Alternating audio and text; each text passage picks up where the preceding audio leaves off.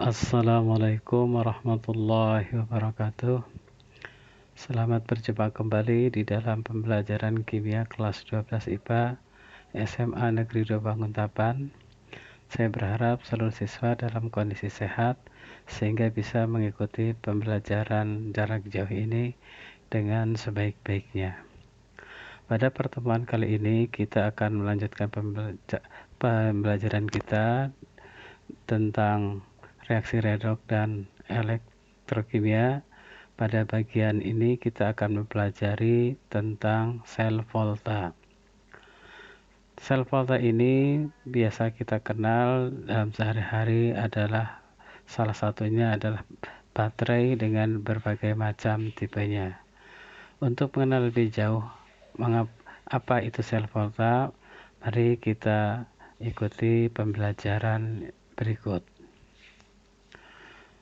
Sel elektrokimia dibedakan menjadi dua, yaitu sel galvanik dan sel elektrolisis.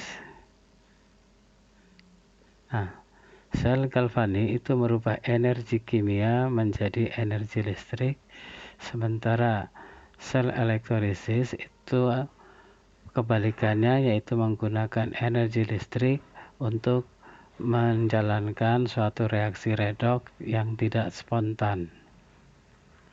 Jadi itulah perbedaannya. Kalau sel galvanik merubah energi kimia menjadi energi listrik, sedangkan sel elektrolisis adalah energi listrik yang dirubah menjadi proses reaksi kimia.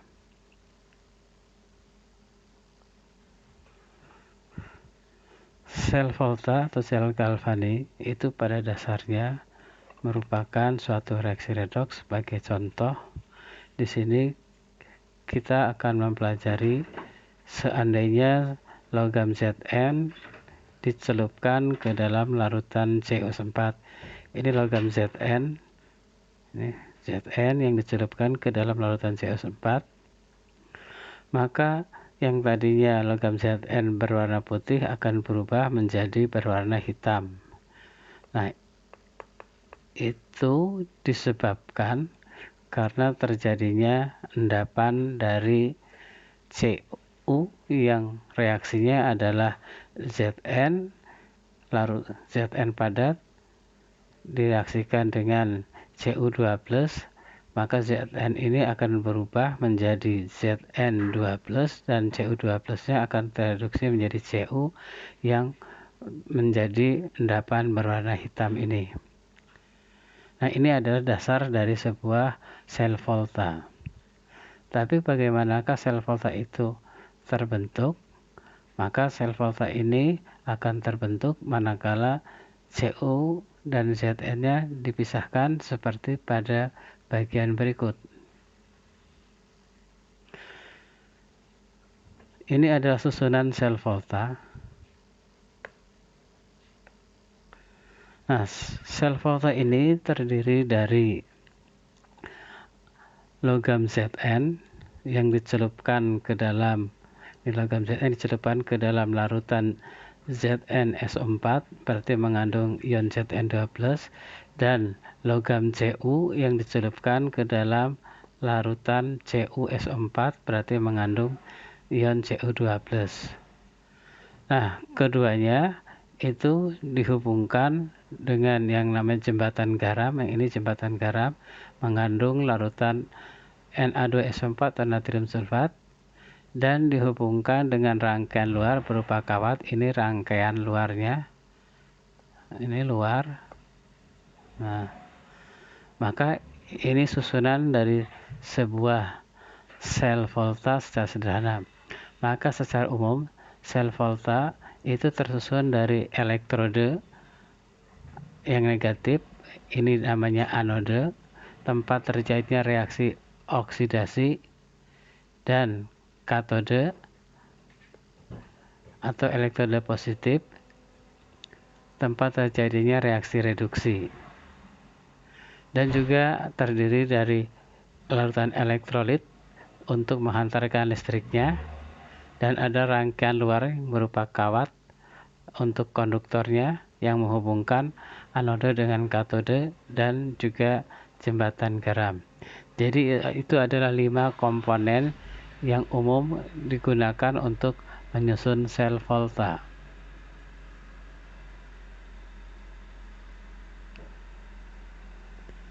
Sekali lagi bahwa pada sel volta itu kita mengenal ada yang namanya katode atau katode itu adalah tempat terjadinya reaksi reduksi dan dia bermuatan positif. Dan anode itu adalah elektroda yang bermuatan negatif, tempat terjadinya reaksi oksidasi. Sementara jembatan garam itu berfungsi untuk menyetarakan kation dan anion di dalam larutan.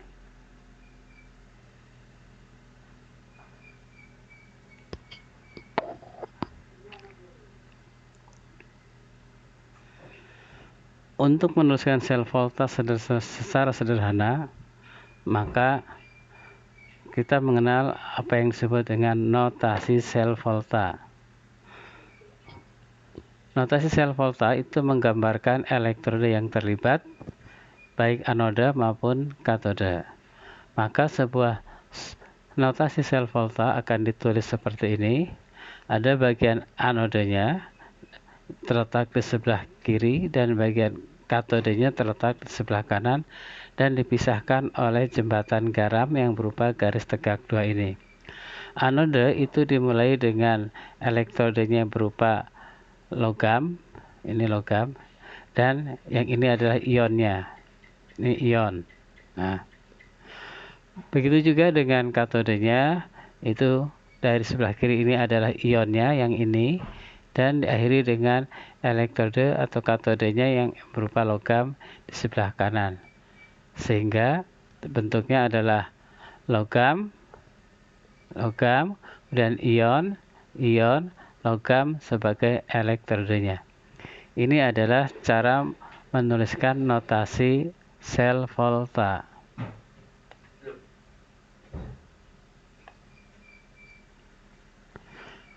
Kita lanjutkan dengan potensial elektroda.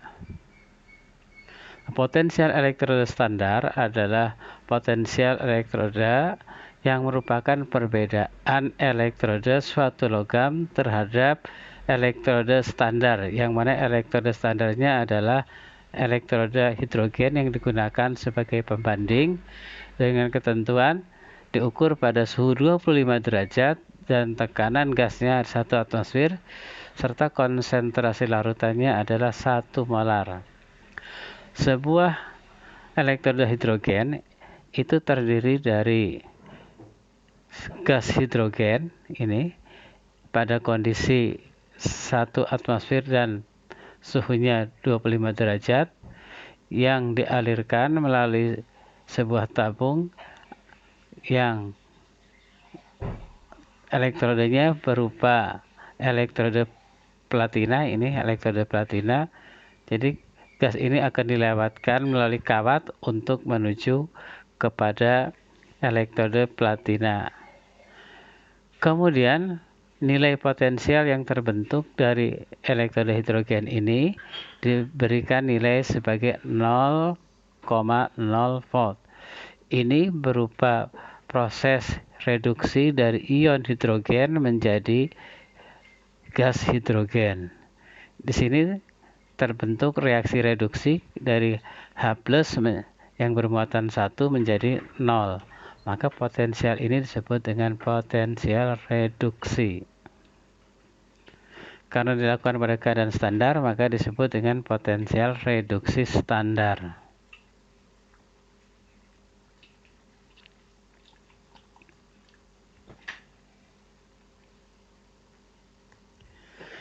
Dan pengukuran potensial elektroda standar. Setelah kita mendapatkan elektroda pembandingnya, maka bagaimana kita menentukan nilai potensi standar dari elektroda yang lain? Ini prinsipnya mirip seperti kita menimbang dengan menggunakan timbangan, berarti kita membandingkan massa suatu zat dengan massa yang sudah ditetapkan sebagai pembandingnya. Sehingga untuk membandingkan atau mengukur potensial standar dari elektroda yang lain, itu dibandingkan dengan elektroda standar yaitu hidrogen ini. Maka yang akan diukur itu digabungkan dengan elektroda hidrogen ini ada yang akan diukur, yang ini adalah elektroda yang akan diukur, kemudian dibandingkan dengan hidrogen, dan nilai yang tercatat pada voltmeter ini itu yang digunakan sebagai nilai potensial elektroda dari elektroda yang bersangkutan. Dan ada dua kemungkinan bahwa jika E0 atau E0 nya lebih besar dari 0 atau potensial elektroda standarnya lebih dari 0 atau positif, maka elektroda tersebut lebih mudah direduksi dibandingkan dengan ion hidrogen atau H+.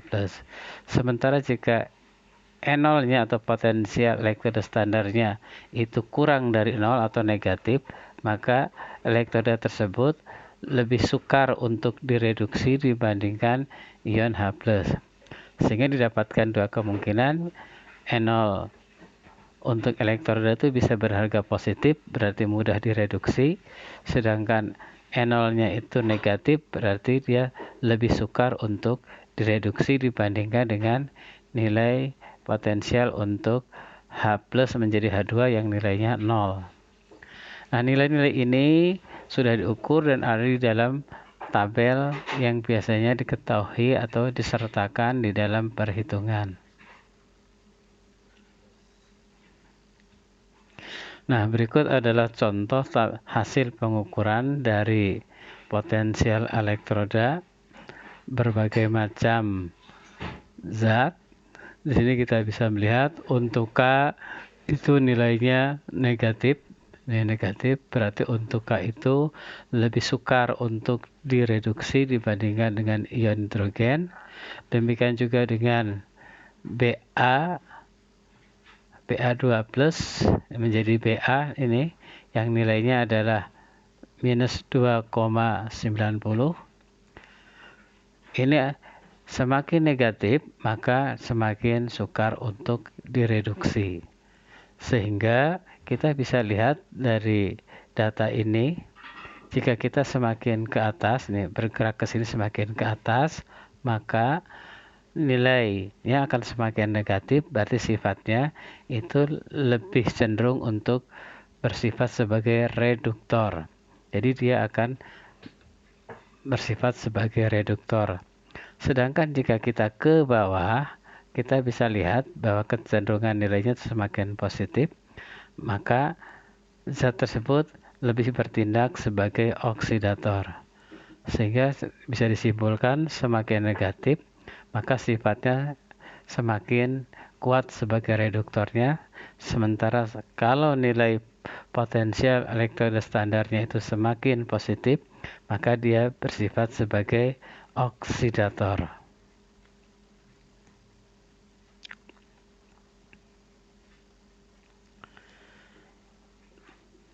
Selanjutnya adalah kita akan membahas potensial sel standar atau E0 sel. Sebuah sel itu terdiri dari dua elektroda, ada anoda dan ada katoda. Nah, perbedaan dari kedua elektroda tadi atau anoda dan katoda ini yang dinamakan dengan potensial sel standar, diberi lambang dengan E0 sel.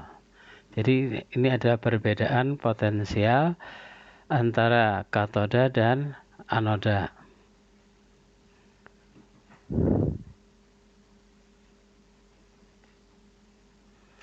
Nah, sebuah sel itu nilainya bisa dihitung, potensial selnya bisa dengan menggunakan alat voltmeter seperti yang di sini nih, ini voltmeter. Ini untuk mengukur perbedaan potensial di antara kedua elektroda anoda dan katoda. Nah, perlu diingat lagi bahwa aliran listrik itu mengalir dari anoda ini menuju katoda. Anoda karena dia tempat keluarnya elektron, maka sekali lagi ini bermuatan negatif, sedangkan katoda ini bermuatan positif. Nah, potensial sel ini selain diukur dengan voltmeter, maka bisa juga dihitung dengan menggunakan rumus E0 sel atau adalah E0 katoda dikurangi dengan E0 anoda. Ini adalah cara lain selain diukur, karena kita menggunakan data yang sudah ada di dalam tabel atau disertakan, maka kita akan menggunakan rumus ini untuk menghitung potensial sel dari sebuah sel volta.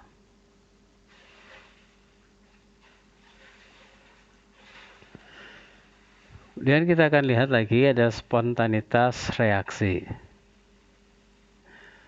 Reaksi redoks, ada reaksi yang berlangsung secara spontan, ada juga reaksi yang tidak berlangsung secara spontan.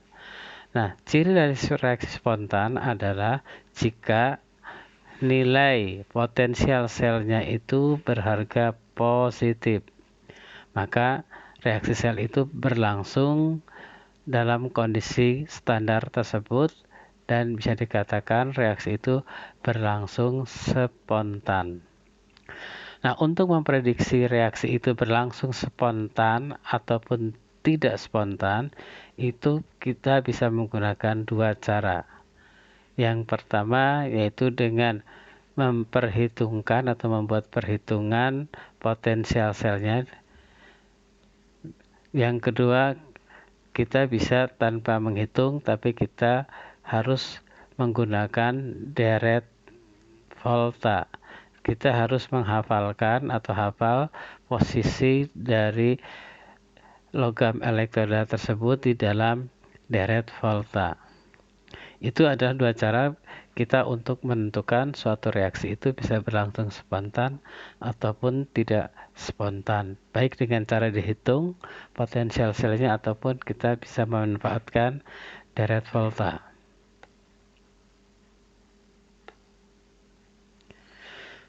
Nah, selanjutnya adalah deret keaktifan logam atau disebut deret volta atau juga dikenal juga dengan deret pendesakan logam. Nah, dalam hal ini untuk deret pendesakan logam adalah mengurutkan logam-logam berdasarkan potensial reduksinya dimulai dari yang paling negatif menuju yang paling positif. Jadi sebelah kiri itu negatif, ini negatif, dan yang sebelah kanan adalah positif. Sehingga yang sebelah kiri yang lebih negatif itu akan lebih mudah bertindak sebagai anoda dan yang positif itu akan bertindak sebagai katoda di dalam sel volta. Sehingga yang negatif ini yang sebelah kiri itu reduktornya semakin kuat. Kalau kita dari kanan ke kiri, maka sifat reduktornya kuat dan kereaktifan dari elektroda tersebut juga semakin kuat, serta kemampuan teroksidasinya semakin besar. Sementara kalau kita bergerak dari kiri ke kanan, maka yang akan bertambah adalah sifat oksidatornya. Sehingga yang paling kuat oksidatornya adalah elektroda atau logam-logam yang terletak di sebelah kanan dari deret volta ini. Yang sebelah kanan itu memiliki kemampuan terreduksinya besar. Nah, kaitannya dengan reaksi yang bisa berlangsung atau tidak berlangsung dari deret volta ini bisa dilihat di contoh berikut ini. Sebagai contoh, logam Zn direaksikan dengan Fe2+, menghasilkan Zn2+ dan Fe. Di sini letak Zn itu ada di sebelah kiri dari Fe. Maka logam Zn ini bisa mendesak ion Fe2+, sehingga Zn berubah menjadi Zn2+, dan Fe2+ berubah menjadi Fe. Tetapi tidak bisa bereaksi sebaliknya. Fe tidak bisa untuk mendesak ion Zn2+ agar menjadi Fe2+ dan Zn, sebab Fe terletak di sebelah kiri deret volta, Fe terletak di sebelah kanan dari deret volta dibandingkan dengan Zn. Jadi reaksi ini tidak berlangsung. Sehingga jika elektrodanya itu ada di sebelah kanan deret volta dari ion yang akan didesak, maka reaksi tersebut tidak berlangsung.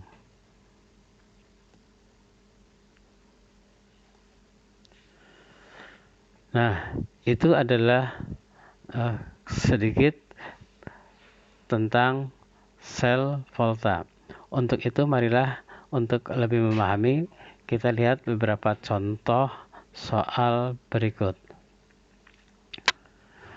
Yang pertama, mari kita lihat suatu sel volta tersusun dari elektroda magnesium dan tembaga. Jadi terdiri dari Mg dan Cu. Dengan datanya, potensial selnya, potensial reduksinya diketahui sebagai berikut. Mg2+ ditambah 2E menjadi Mg dengan N0 selnya minus 2,37 dan Cu plus 0,34. Tentukan katode dan anodenya, kemudian reaksi yang terjadi pada elektroda dan reaksi selnya, dan notasi sel dan potensial selnya. Maka untuk menjawab ini, mari kita lihat bagian berikut. Katode adalah elektroda yang memiliki N0 lebih besar. Dalam hal ini adalah Cu. Kita bisa lihat lagi bahwa Cu itu memiliki N0-nya 0,34, sementara untuk Mg nilainya minus. Berarti Cu lebih besar daripada Mg. Maka Cu akan bertindak sebagai katoda karena memiliki N0 lebih besar, sedangkan Mg karena N0-nya lebih kecil bertindak sebagai anoda. Kemudian yang B, reaksi di katoda adalah berupa reaksi reduksi, berarti yang direduksi adalah Cu2+, direduksi menjadi Cu, dan anoda ada reaksi oksidasi, berarti dari Mg akan dioksidasi menjadi Mg2+ dengan melepaskan 2 elektron. Di sini sama elektronnya, berarti ini nanti boleh dicoret. Sehingga reaksi bersihnya adalah reaksi sel ini, yaitu dari Cu2+ ditambah Mg menjadi Cu dan Mg2+. Ini adalah reaksi selnya. Kemudian notasi selnya, seperti yang sudah kita pelajari, dimulai dari anoda, kemudian ion, jembatan garam, kemudian ion dan katoda. Maka reaksi selnya adalah, maka notasi selnya adalah sebagai ini. Ini adalah notasi selnya. Kemudian yang D, untuk untuk potensial selnya ada E0 katoda dikurangi E0 anoda, berarti 0,37 milik dari Mg dikurangi minus 2,37 dari Mg, jadi 0,34 dari Cu dikurangi minus 2,37 dari Mg didapatkan 2,71 volt. Itu contoh soal yang pertama. Dan kita lanjutkan dengan contoh soal yang kedua. Diketahui ini potensial untuk Sn2+ menjadi Sn, nilainya minus 0,14. Kemudian Untuk Al3+ menjadi Al dengan E0-nya adalah min 1,66. Ini yang ditanyakan, katodenya dan anodenya yang mana, kemudian reaksi yang terjadi pada elektroda dan reaksi selnya, serta harga potensial selnya. Mari kita lihat jawabannya. Nah, anoda adalah yang nilainya lebih kecil atau dibandingkan dengan katoda. Maka untuk anodanya yang lebih kecil adalah, ini ada keliru ini, untuk anodanya adalah Al, ini saya coret, ini harusnya adalah, ini salah tulis, ini harusnya adalah Al, dan katodanya Sn, sudah betul. Maka reaksi yang terjadi di anoda adalah reaksi oksidasi dari Al ini menjadi Al3+ dengan melepaskan 3 elektron. Kemudian katodenya ada Sn2+ yang direduksi menjadi Sn. Kemudian dengan menangkap 2 elektron, maka di sini kita bisa lihat bahwa elektron yang dilepas dan yang diterima tidak sama, maka kita perlu mengalihkan supaya elektron ini bisa kita hilangkan. Maka untuk yang anoda atau Al ini dikalikan 2, sedangkan untuk yang Sn dikalikan 3. Tetapi perlu diingat bahwa karena potensial elektroda itu bersaran ekstensif, maka ini tidak perlu dikalikan, jadi ini tidak dikalikan. Ini tidak dikalikan yang ini. Sehingga reaksinya akan kita lihat seperti ini. 2Al tambah 3Sn2+ menjadi 2Al3+ ditambah Sn. Nah, ini E0-nya karena yang Al tadi itu negatif, dari Al3+ menjadi Al nilainya negatif, sedangkan ini reaksinya dibalik dari Al menjadi Al3+, maka nilai ini pun dibalik. Yang tadinya min 1,66 volt ditulis sebagai 1,66 volt. Sedangkan untuk Sn itu seperti reaksi yang tadi, sama. Nah, ini kita bisa lihat lagi di sini. Al3+ menjadi Al3+ ini menjadi Al, ini yang nilainya minus 1,66, sementara yang di sini adalah dari Al menjadi Al3+ dibalik, sehingga nilainya ikut dibalik. Maka reaksinya tinggal kita jumlahkan sehingga kita dapatkan nilai potensial selnya adalah plus 1,66 ditambah min 1,14 menghasilkan 1,52 volt. Atau juga kita bisa menghitung dengan rumus yang sudah kita pelajari tadi, E0 katoda dikurangi E0 anoda, yang nilainya kita akan dapatkan min 0,14 dikurangi min 1,66, kita dapatkan 1,52 volt.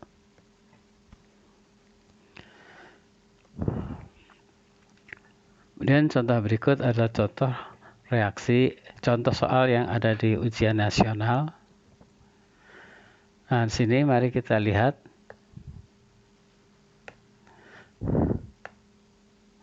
Perhatikan rangkaian sel volta ini. Ini ada 5 rangkaian sel volta. Nomor gambar, notasi sel, harga E0 sel yang tepat. Nah, di sini kita akan memilih mana gambar yang pas, yang berhubungan antara gambarnya betul, notasinya betul, dan harga E0-nya juga betul. Nah, kita lihat yang pertama. Gambar pertama berarti kita lihat arah keluarnya elektron ini adalah anoda, berarti ini anodanya Zn dan katodanya Ni. Nah, di sini tidak ada data yang berupa angka, maka kita perlu menggunakan deret volta. Sesuai dengan deret volta, letak Zn itu terletak di sebelah kiri dari Ni. Maka yang terletak di sebelah kiri itu bisa bertindak sebagai anoda dan yang sebelah kanan bertindak sebagai katoda. Maka ini Zn tempat keluarnya elektron, maka ini adalah anoda. Sedangkan Ni ini adalah katoda. Jadi gambar ini sudah benar untuk gambar nomor 1. Gambarnya benar yang ini, tapi kita lihat dulu dengan notasi selnya. Notasi sel dimulai dari anoda, dalam ini Zn berubah menjadi Zn2+, kemudian katodanya adalah Ni, berarti harus berupa ion, Ni2+ menjadi Ni. Nah, berarti gambar nomor 1 itu benar. Notasi selnya juga benar. Kalau notasi selnya benar, maka harus berharga positif. Sehingga untuk itu jawabannya adalah yang A. Untuk yang B itu bisa kita lihat pembahasan sedikit. Kenapa salah? Di sini anodanya adalah Cu dan katodanya Ni. Menurut deret volta, Cu itu ada di sebelah kiri dari Menurut deret volta, Cu itu ada di sebelah kanan dari Ni. Maka seharusnya Ni yang akan bertindak sebagai anoda dan Cu-nya bertindak sebagai katoda. Maka ini salah. Demikian pula untuk yang nomor 3, kita lihat apa salahnya. Untuk gambarnya, anodanya Cn, anodanya Zn benar, kemudian katodanya Cu. Tetapi yang salah adalah pada notasi selnya. Di sini Cu menjadi Cu2+. Jadi ini salahnya adalah pada ini. Kemudian yang nomor 4. Yang nomor 4 itu kita bisa lihat anodanya Pb dan katodanya Cu.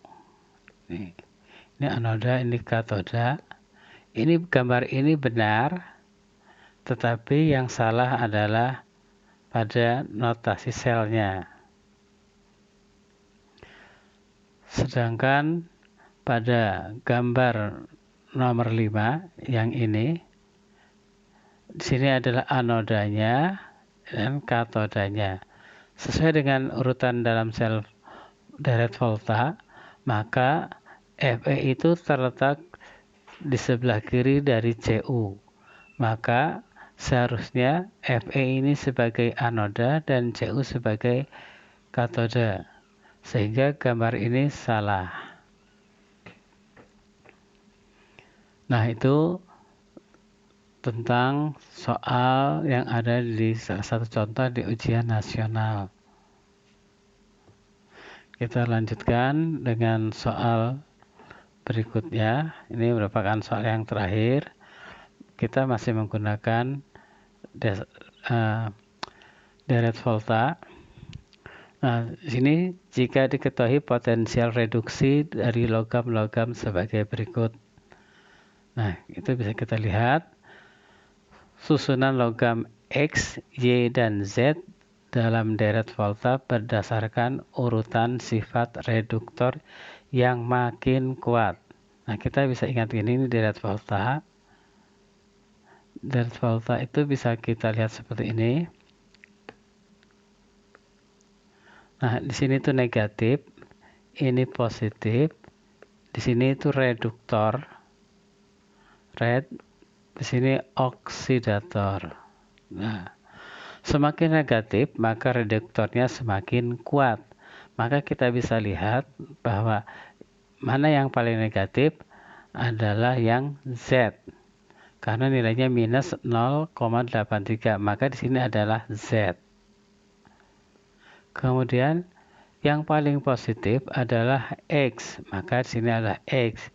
Sehingga tengah-tengahnya adalah Y.